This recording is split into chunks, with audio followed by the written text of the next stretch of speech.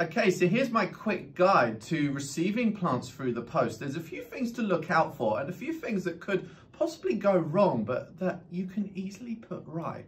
So let's start off by looking at these types of plug plants that come in these little miniature greenhouses. So most of these packages will go through your letterbox, but when you open them up, you might see that they're either too wet or too dry, or a few little leaves have broken.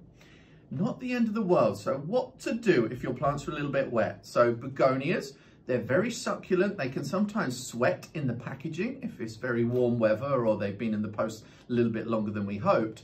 Stand those up and give them a bit of air as soon as possible. So do that with all the plants in the tray. And if they do need a little bit of watering after a couple of days, then give that from the base. But the most important thing is to stand those up as soon as possible and let them get a little bit of air. Pot them on as soon as you can though. Don't leave it any more than about 3 or 4 days. So what to do if your plants are a little bit dry?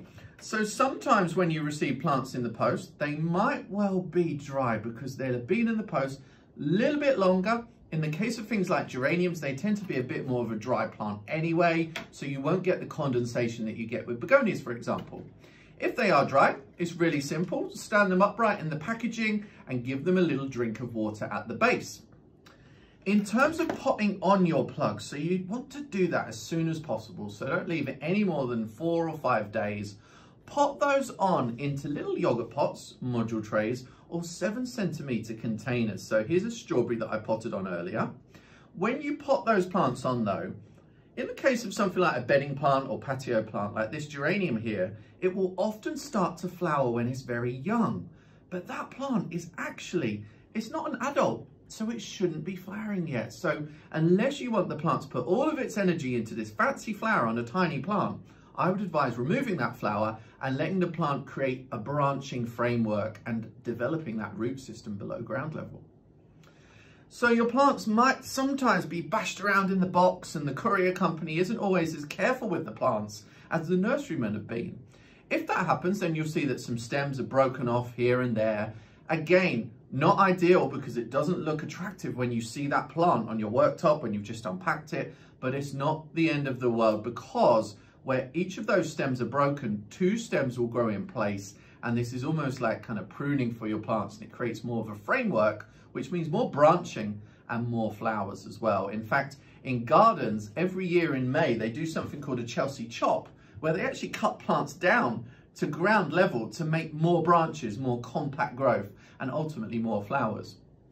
Sometimes the packaging is very secure, but that means that even when you remove the plants from the package, you might break some of that foliage or some of those plants. So again, be as careful as you can, but if some of the flowers break off, then just neatly pull those away and allow the plant to then grow fresh growth from below. Equally, if there's any faded flower heads, remove those before you plant them up too. A couple of last points on things like perennials and some of your annuals is that they may have yellow foliage from time to time. Now this is very natural when a plant has been in a box for, a few days up to a week because it's not getting the chlorophyll that it needs to make that green foliage. It is not the end of the world. You can remove those yellow leaves really easily in order to let your plant then develop more and more green leaves and make it happy once you planted it outside. You may be lucky and order a plant such as a cordyline or something that's very strong and tough and isn't really damaged by the postal system. But of course, on the other hand, it could be something more tender like a cottage garden perennial. This foxglove here has got a few broken leaves, but it's really not going to affect the plant because just take those away at the base, tidy up the plant, and it will develop really, really well in your garden. There's a flower head coming up as well. If that had actually broken off in the post like so, that again wouldn't be the end of the world because as a horticulturalist, I wouldn't let a plant this young flower in my border. When I first plant this flower into the border, I want it to develop and branch out and create that root system below ground and not concentrate on blooming when it's so young.